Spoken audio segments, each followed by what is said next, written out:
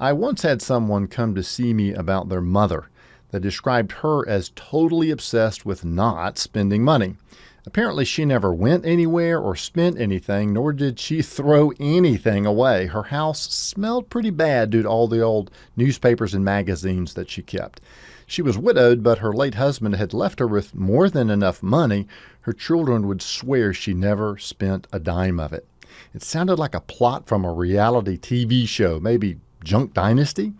Well, I'm not a psychiatrist or a psychologist or a trained counselor of any kind. But I told this family that their mother might benefit from consulting one. It's one thing to be conservative, but when this becomes obsessive and literally begins to disrupt your life, well, that's a problem. I didn't know the root of this woman's obsession. She may have had episodes in her early life which taught her that spending was somehow bad and that saving everything was a virtue. This is not uncommon with folks who grew up extremely poor. The Great Depression era comes to mind. Or she might have had a mental disorder that didn't appear to have a direct correlation to money or spending and yet manifested itself in this way. I am venturing into deep water, so consult someone with real training before you reach any conclusions for someone that you may know in a similar situation. What I do know is that the unique irony that binds both hoarding and overspending together is that both are forms of robbing yourself.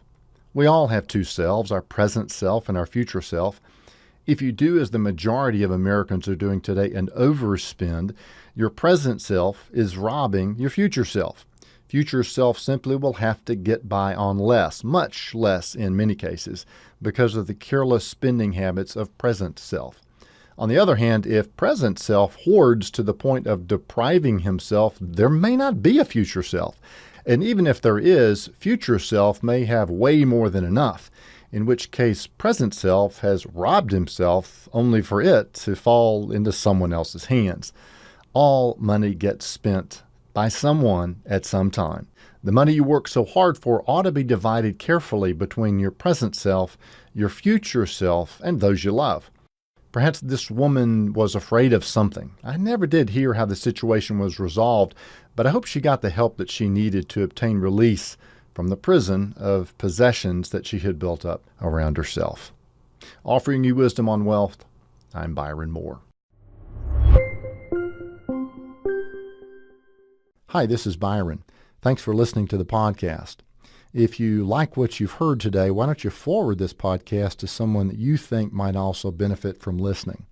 Also, you can access more podcasts and columns, blog posts, and videos on my website, www.ruston.argentadvisors.com.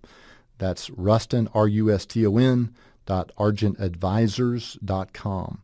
Go to the Wisdom on Wealth tab and access these resources. If you've got a question for me, then just send me an email at info@argentadvisors.com.